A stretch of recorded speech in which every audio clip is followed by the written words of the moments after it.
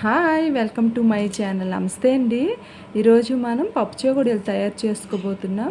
చాలా ఈజీగా చాలా క్రంచీగా వచ్చాయండి. ఎలా చేయాలో ప్రాసెస్లోకి వెళ్దామా.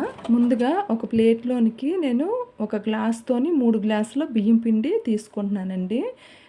కోట బియ్యము బాగా కడిగేసి ఎండబెట్టేసి పిండి చేసుకున్నాను. చాలా మెత్తగా ఆడించుకున్నానండి. ఆ పిండిని 3 గ్లాసులు తీసుకుంటున్నాను. ఒక ప్యాన్ పొయ్యి మీద పెట్టేసుకొని దాంట్లోని ఏ గ్లాస్తో అయితే పిండి కొలుచుకున్నామో అదే గ్లాస్తోని 3 గ్లాసుల వాటర్ని వేసుకుంటున్నానండి.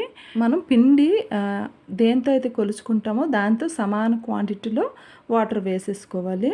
ఈ వాటర్ని మరిగించుకొని అందులోని మనము 1 టేబుల్ స్పూన్ నెయ్యి వేసుకుంటున్నానండి నేను. మీరు ఆయిల్ అయినా వేసుకోవచ్చు, వెన్న అయినా వేసుకోవచ్చు, మీ ఇష్టమేనండి. అలాగే 1 టేబుల్ స్పూన్ కారం, 1/4 టేబుల్ స్పూన్ పసుపు అలాగే 1/2 టేబుల్ స్పూన్ ఇంగువ వేసుకుంటున్నానండి.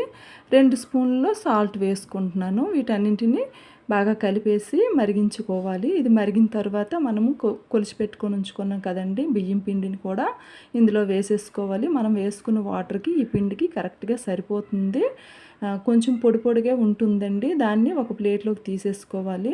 నేను ఈ ప్లేట్ నాకు చాలా చిన్నది అయిపోయిందండి. అందుకని నేను ఫ్లోర్ మీదే వేసేసుకొని బాగా ఫ్లోర్ శుభ్రం చేసుకొని దాని మీద వేసేసుకొని 2 చేతులతోని చక్కగా మనము కలిపేసుకోవాలండి. ఇది కొంచెం వేడిగానే ఉంది కాబట్టి మధ్య మధ్యలో మనము ఒక గిన్నెతో నీళ్ళు పెట్టుకొని చేతులను ముంచేసి కలుపుకుంటూ ఉండాలి. చేతులు బాగా వేడిగా ఉంటుంది కాబట్టి మనం మధ్య మధ్యలో వాటర్ అప్లై చేసుకుంటే మనకు అంత వేడి తెలియదు. అలా బాగా కలిపేసుకొని ఈ పిండిని మనం పక్కన పెట్టేసుకుందాం. శనగపప్పు ఒక గంట సేపు నానబెట్టుకున్నానండి.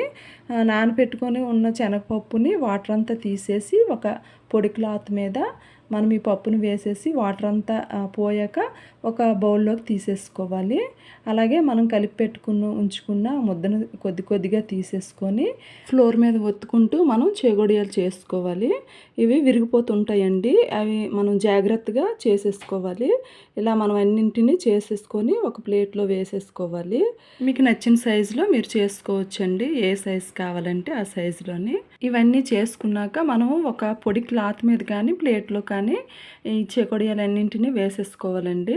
చూడండి నాకు ఎంత చక్కగా వచ్చాయో చేగొడియాలు. కొంచెం ఓపిక్గా చేసుకుంటే నీట్గా వస్తాయండి. ఇప్పుడు పొయ్యి మీద కళాయి పెట్టేసుకొని అందులో ఆయిల్ వేసుకొని ఆయిల్ని హీట్ చేసుకోవాలి. మనం తయారు చేసి పెట్టుకున్న ఈ చెగొడియాలని ఆయిల్లో వేసేసుకోవాలండి. వీటిని వేయించుకోవాలి. చూడండి మనకి నురగ్గా వస్తుంది కదా, బుడగలు బుడగలుగా. అవి వచ్చినంతసేపు ఉంచేసి అది పోయాక మనం తీసేయాలి. ఎందుకంటే మనము రెండోసారి వీటిని ఫ్రై చేసుకుంటాము. ఇలాగే అన్నీ నేను వేయించుకున్నానండి. ఇదిగోండి సగం వేగాయి, కొంచెం పచ్చి పచ్చిగా ఉన్నాయి. వీటన్నిటిని తీసిన తర్వాత మళ్ళీ రెండోసారి మనం వేయించుకోవాలి.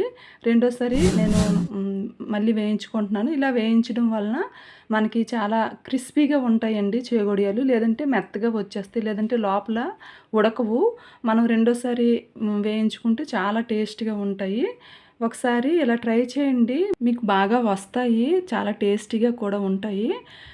మనం మైదా పిండి వాడడం వల్ల కొంచెం మెత్తదనం అనేది వచ్చేస్తుందండి. వరిపిండే మనము చేసుకోవాలి. అలా అయితే మనకి చాలా క్రిస్పీగా వస్తాయి, చాలా టేస్ట్గా ఉంటాయి, కొంచెం ఎక్కువ రోజులు కూడా నిల్వ ఉంటాయండి.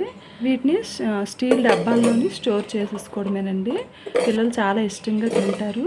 మీకు కనుక నా వీడియోస్ నచ్చితే ప్లీజ్ లైక్ చేయండి, సబ్స్క్రైబ్ అవ్వండి.